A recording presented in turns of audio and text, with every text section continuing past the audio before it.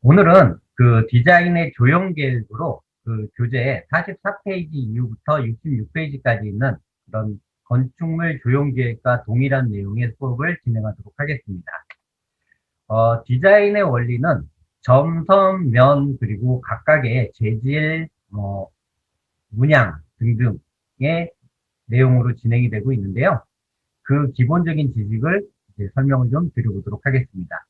점이라는 것은요, 아무것도 없는 벽면에 하얀색, 까만색 동그라미만 하나 딱 있다라고 했을 때, 이 점이 주는 그 느낌들, 우리가 조형계획에서 어떤 선이나 면이나 점이 주는 각각의 느낌들을 표현하는 것, 그것이 바로 이제 디자인을 하기 위한 기본적인, 가지고 있어야 될 기본적인 지식이 되겠습니다. 자, 점은요, 지배적이고, 중심적이고, 공간을 긴장시키고, 크고 작음에 따라서 또는 위치에 따라서 리듬도 생기고 질서감도 있고 입체감, 원근감 등이 생깁니다. 점을 결부시키면 시선을 유도하고요. 점의 결합은 이미지를 표현합니다. 말이 조금 어렵죠? 자, 요거에 대해서 이렇게 보시면 이해가 조금 쉬워요.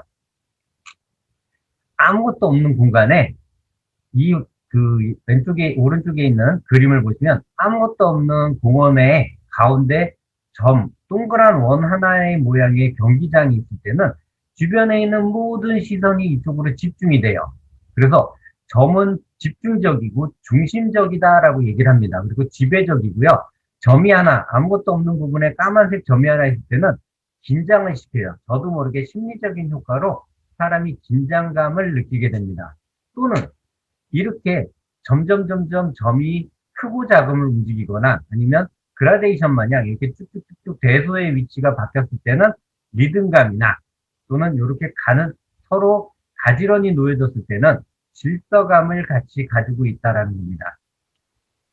또한 점은 가까이 있을 때는 서로 당기는 효과가 있고요. 멀어져 있을 때는 서로 분리시키려는 효과가 있어요. 그러면 여기서 이제 처음 건축을 하시는 분들이 궁금하신 부분이 있습니다. 뭐냐면 이게 왜 중요해? 건축에서 왜 필요할까라고 얘기를 하실 수 있어요.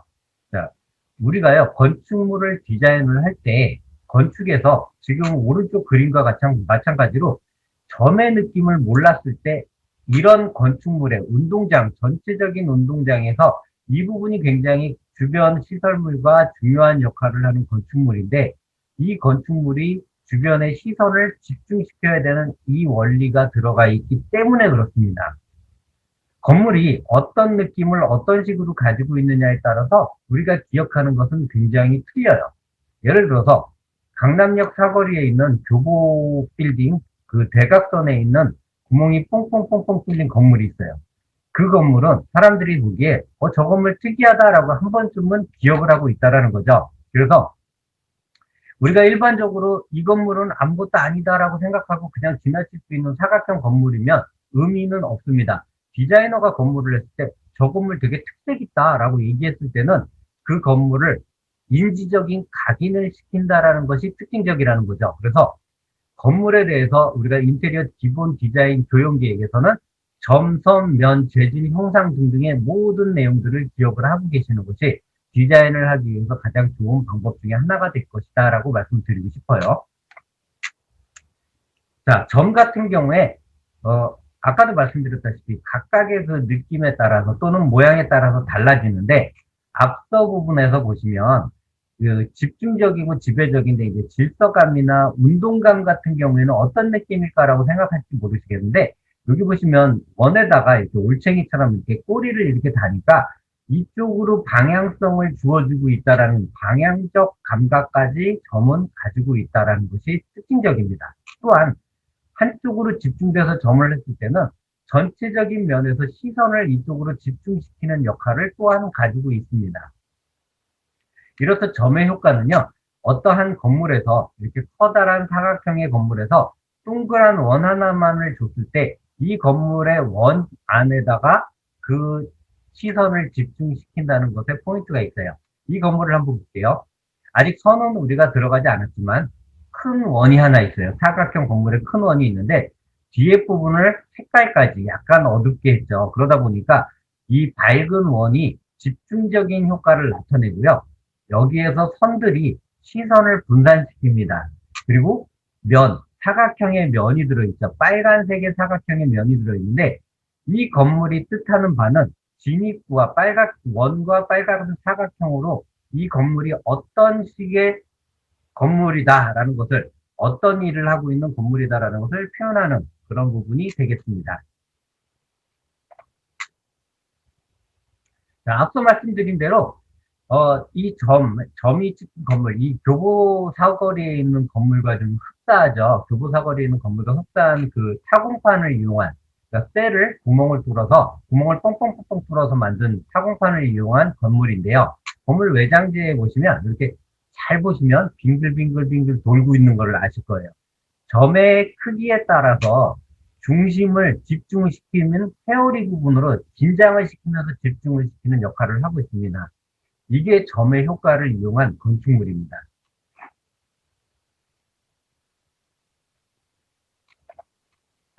그 다음에 선이에요. 선은 점이 확장되면 선이 됩니다. 점이 확장되면 선이 되는데 위치, 길이, 방향의 개념이 있고요. 폭, 깊이의 개념은 없어요. 선은 면의 특수한 형태이고요. 운동감, 속도감, 리듬감, 긴장감, 질서감, 깊이감, 방향감, 성장감, 동성감, 통로감 등을 나타내고 있습니다. 사진에 나와 있는 건축물은 선을 이용한 방법인데요. 사선을 이용해서 교차시켜가지고 이 건물을 마치 뭔가 이 성냥개비를 이렇게 막 교차해서 놓은 것 같은 느낌을 주는데, 주변 건물에 비해서 비교를 했을 때 이 건물이 분명 눈에 띄기는 합니다. 이 눈에 띄는 역할 자체가 각인 효과를 이미 가지고 있다라고 볼 수가 있겠는데요. 자, 그러면 이 건물이 뜻하는 의미를 한번 해석을 해본다라고 가정을 했을 때, 자연적인 느낌을 굉장히 강조를 했는데도 불구하고 인위적인 요소가 나타나고 있다는 것은 이 건물이 가지고 있는 특징이 인위적인 건축물을 포함하고 있는 어떤 그런 업무를 하고 있는 건축 공간이 아닐까.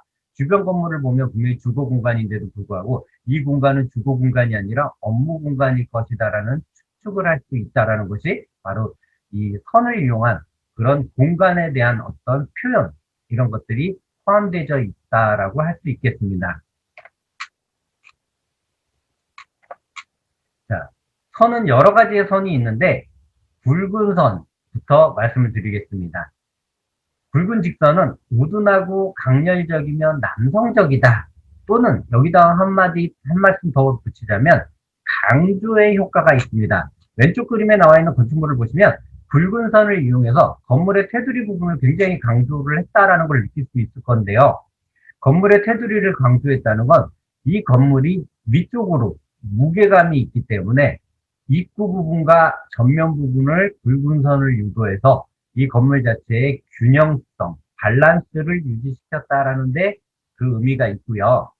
라인 두께는 4.25mm 5줄 뭐 이렇게 쭉 여러 가지 라인 두께들이 있는데 요 정도가 들어가는 부분을 우리가 굵은 직선이다라고 얘기할 수 있겠습니다.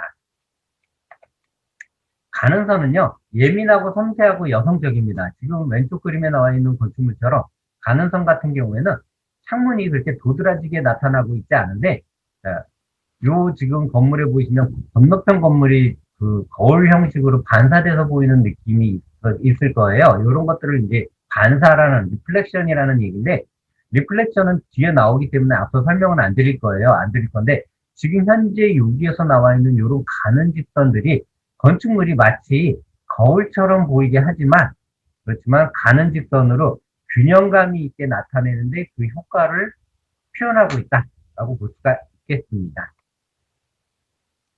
가는 지그재그 선이 있는데요. 우리가 시험에서는, 기능사 시험에서는 가는 지그재그 선, 굵은 지그재그 선의 느낌으로 나오기보다는 그냥 지그재그 선의 느낌으로 나오게 출제가 되기도 합니다.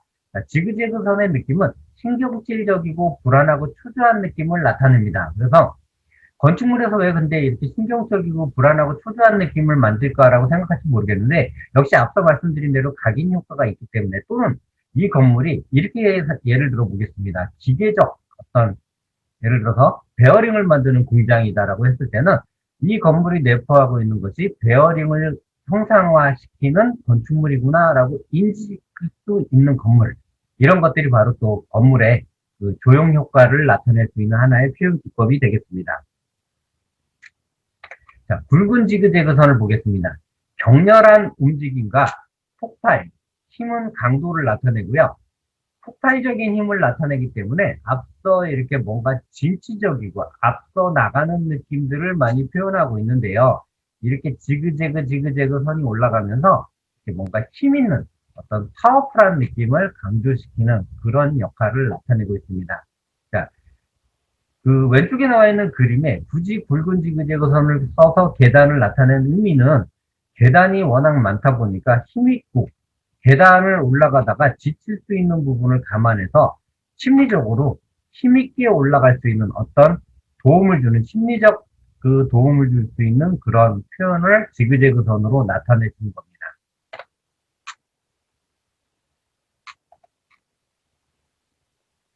포물선입니다. 포물선은 가장 많이 쓰는 선으로서 이제 우리가 부드러운 움직임, 유동, 흐름 등을 나타내고 있습니다. 우리 포물선 같은 경우에는 가장 많이 쓰는 공간이 이 어린이집, 유아휴게실, 유아원을 대상으로 한 부분이에요. 자, 우리 어린이집을 예를 들었을 때, 어린이집은 이 나이가, 연령층대가 8살 미만인 어린아이들이 이제 그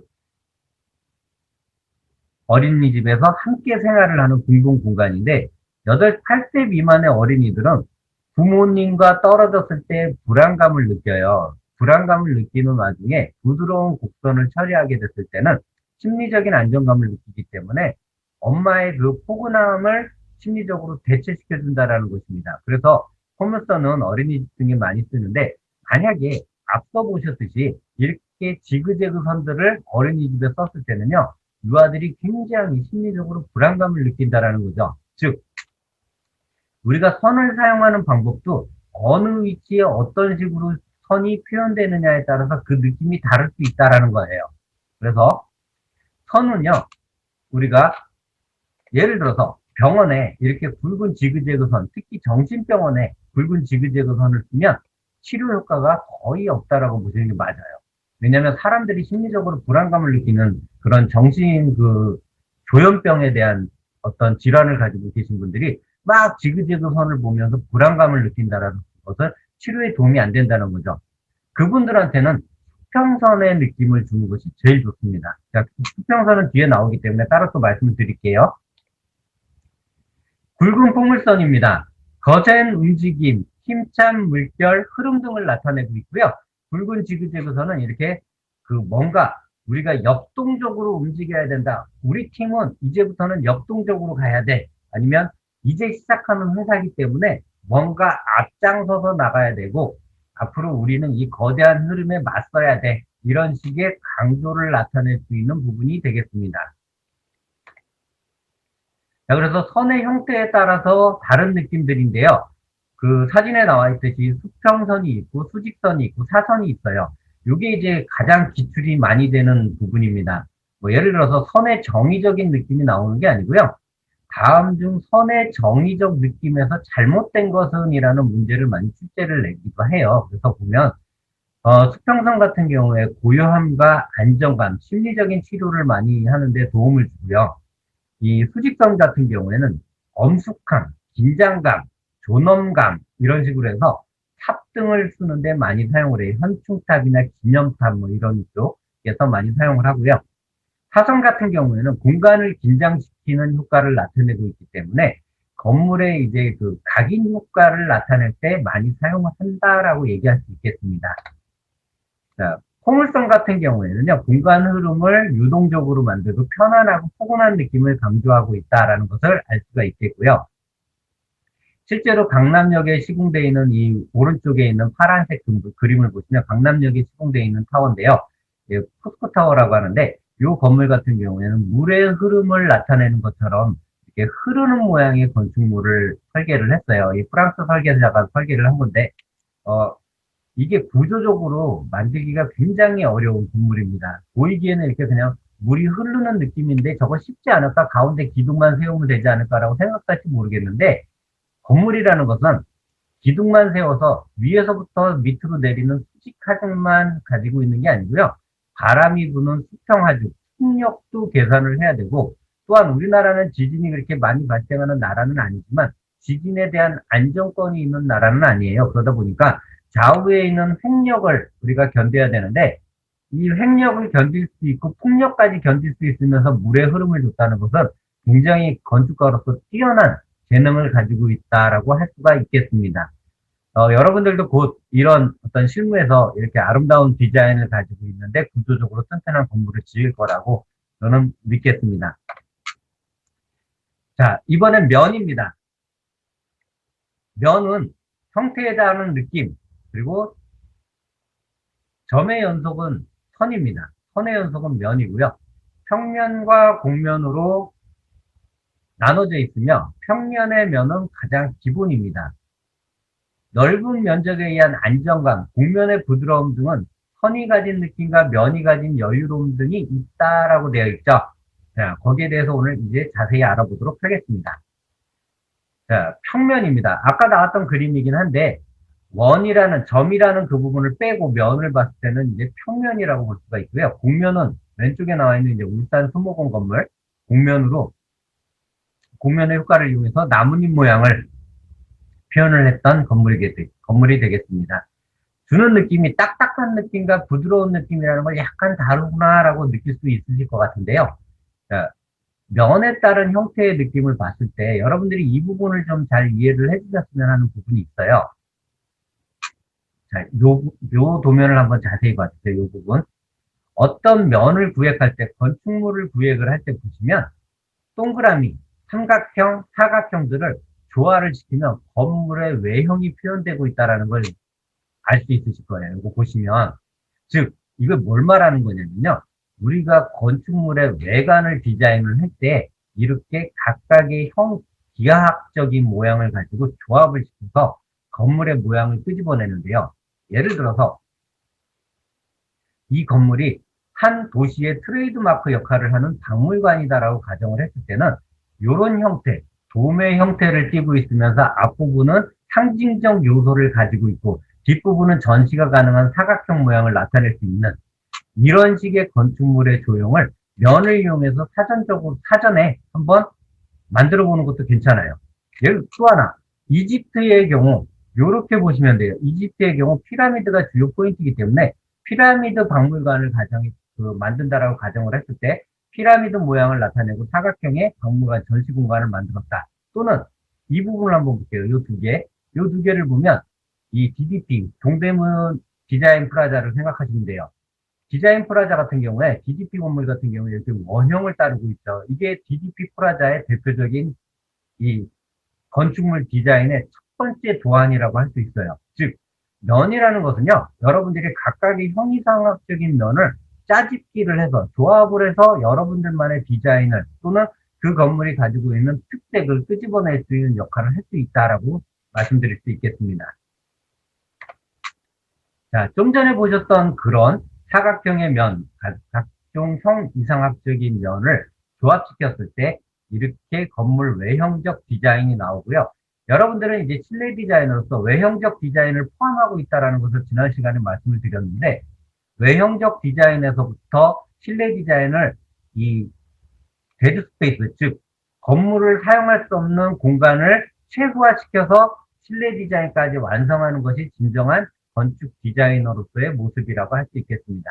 지금 같은 면의 모습을 봤을 때는 이 건축물 사선 제한으로서 건축 법규 시간 때 잠시 말씀드리겠습니다만 주변 건물 동지 기준으로 2시간 이상 옆 건물에 대해서 햇빛을 받을 수 있는 권리가 있어요. 1조건이라고 얘기를 하는데 1조건의 권리를 위해서 우리 건물은 사선으로는 표현이 될 수밖에 없습니다. 우리나라 지역 같은 경우에 땅이 협소하기 때문에 그래서 사선으로 어쩔 수 없이 옆 건물의 1조건을 주되 우리는 그 사선을 이용한 디자인감을 표현할 수 있다라고 말씀드릴 수 있겠고요.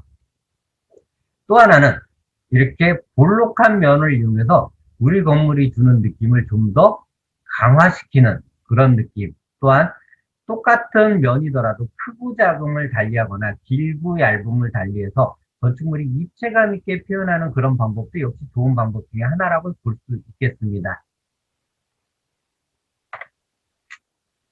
자, 스파융이라는 건데요. 자, 이 스파융부터는 실내건축 산업기사 이론 문제에 나오고요. 기능사 문제에는 등장을 하지 않기 때문에 여러분들이 주의 깊게 보지는 않으셔도 됩니다. 단, 산업기사를 준비하시는 분들은 꼭 보셔야 될 것이고요.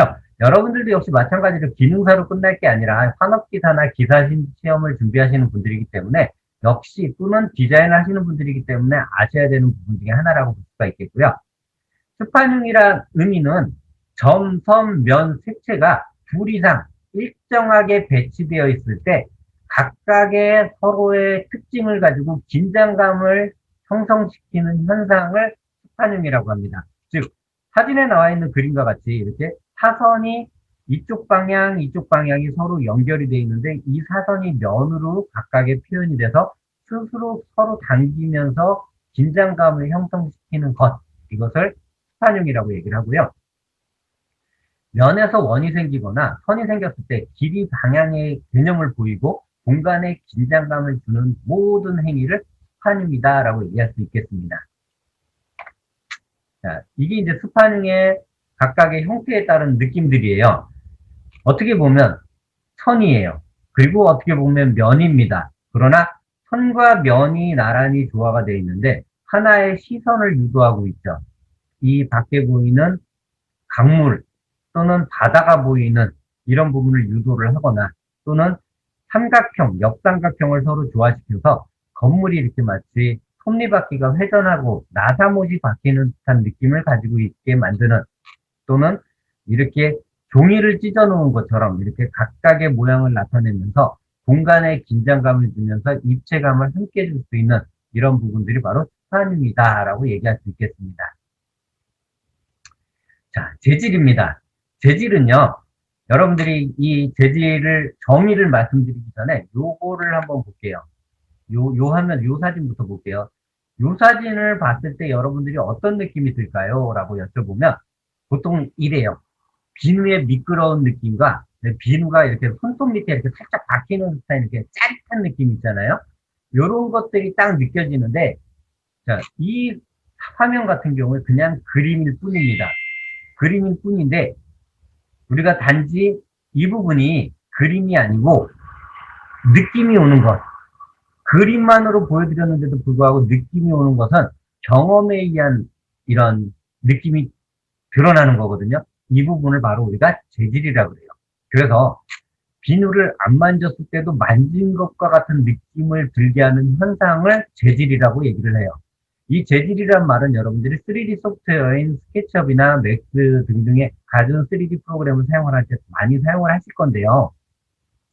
재질은 정말로 그 느낌을 표현하기 때문에 2D 화면에서도 3D를 보여주게 하는 가장 특징적인 겁니다. 그래서 여러분들이 사물을 느껴지는 모양을 경험과 모양을 토대로 직접 개념을 말씀하시는 것, 느끼는 것이 중요하고요. 그 경험으로 인해 표현되는 감정이나 느낌을 보여 공간에 대한 질감을 주는 것을 말씀드립니다. 자, 왼쪽의 그림을 한번 볼게요. 비누칠을 해서 이렇게 씻었어요. 비누칠을 해서 씻었는데 그 씻는 느낌이 개운하다라는 느낌이 들었다는 거, 그것이 아주 그 뭐랄까 우리가 경험에 의해서 주는 느낌이라고 얘기할 수 있겠습니다. 자, 가운데 비누 같은 경우에는 이제 우리가 그냥 아 비누구나라고 느끼는, 당연히 비누겠거니라고 추측을 할 수 있는 이런 것들이 재질이 되겠습니다. 자, 재질의 형태에 따른 다른 느낌인데요. 여러분들이 이 화면을 보시면 딱 드는 느낌이 아 거칠거칠하겠네라고 느껴지실 거예요. 맞습니다. 여러분들이 경험으로서 이걸 만져봤던 경험들이 있기 때문에 그래요. 그러면 이렇게 생각을 해볼게요. 우리가 이거를 포토샵이나 또는 스케치업에서 보는 재질이라고 가정을 했을 때 그냥 여기서 만져보면, 제가 화면상으로 만져보면 말 그대로 그림이에요. 근데 여기 가운데 줄눈이 들어가 있는 이 검은 부분을 더 시커멓게 만들어서 셀로판지처럼, 이 지금 보이는 사진 뒤에다가 이 사진이 셀로판지라고 가정을 해볼게요. 이 지금 기본 사진으로 있는 셀로판지에다가 뒤쪽에 있는 검은색 셀로판지를 붙여요. 이 줄눈만 더 강조시킨. 그리고 앞쪽은 하얀색의 더 밝은 벽돌 부분만 붙여요. 그러면 세 장의 셀로판지가 겹쳐지면서 입체감이 더욱더 드러나게 보이는 것. 이것이 바로 3D 소프트웨어에서 말하는 재질감에 대한 효과입니다. 이게 이제 이런 기본적인 개념만 가지고 계시면 여러분들이 3D 프로그램을 사용하시는데 큰 어려움 없이 이렇게 이 재질이 느낌이 표현되겠다라고 생각하면 뒷부분에 알파라고 얘기하는 검은색 흑백이 나눠진 알파 사진을 뒤에다 첨부시킬 수 있다라는 것을 여러분들이 쉽게 이해를 하실 수 있을 겁니다.